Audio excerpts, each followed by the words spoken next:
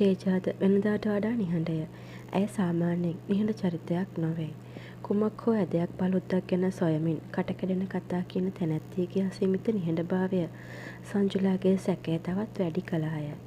නිම්නා නිවසේ නොමැති බවත් ඇය තවමත් නිවසට පැමිණී නැති බවත් සංජුලා නිරංජිට පැවසුවාය. තේජාද නිවසට පැමිණි බැවින් ඇය සමහර විට නිවසින් පිටතට යන්නට ඇතැයි නිරංජි සිතුවේ. තේජා හේතුවක් නැතුව නිම්නා සමග ගැටලු ඇති කරගන්නා බැවින්ය. ඇයි අක්කා මොකක් හරි ප්‍රශ්නයක්ද?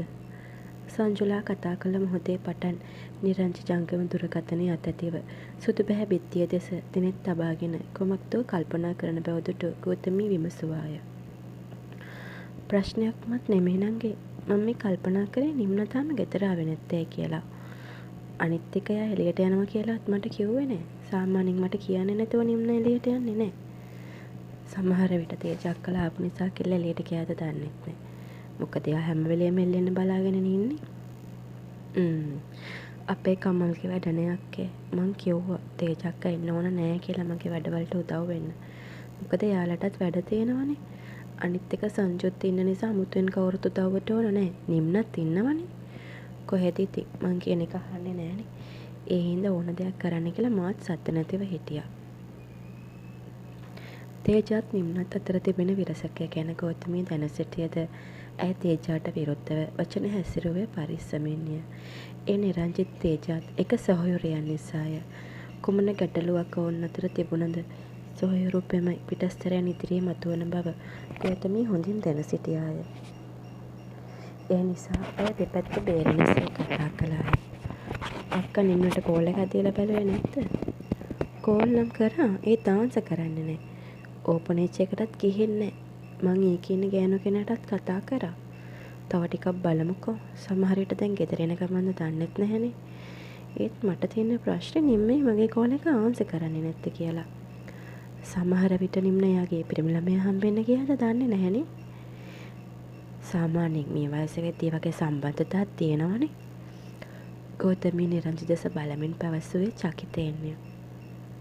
ඇගේ කතාවට නිරංජිගේ මුහුණ බැල්ම වෙනස් වී සිනහවක් පැමිණියාය. නිම්නට කවුරුත් නෑ නං එහෙම. එහෙම කෙනෙක් හිටියනම් කෙල්ල කියන්නේ මට. නිරංජි යුවතිය ගැන දැනෙන දැඩි විශ්වාසයෙන් එසේ පැවසුවාය. ඇත්තටම අක්කේ මම එහෙම දෙයක් ඇහුවට මං ගැන වරදවා හිතන්න එපා. මට නිකන් හිතෙන දෙයක් කියන්නේ.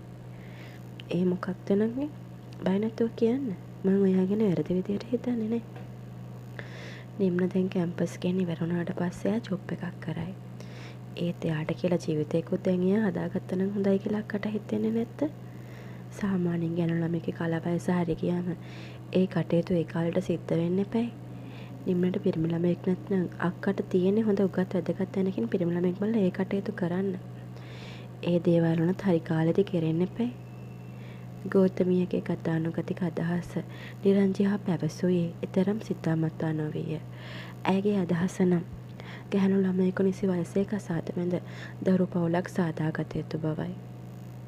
නිම්නට ගැළපෙන කෙනා මන් තෝරලා දීලා හරියන්නේ නෑ අක්කේ. මොකද ජීවත් වෙන්නේ එයානේ. එයා තමයි එයාට ජීවත් වෙන්න පහසු කෙනා දන්නේ. ඒ හින්දා මං නිම්නට කිසිම බලපෑමක් කරන්නේ නෑ. එයා බුද්ධිමත් ළමෙක්. මට විශ්වාසයි. එයා එයාට ගැළපෙන කෙනා හරියට තෝරගනි.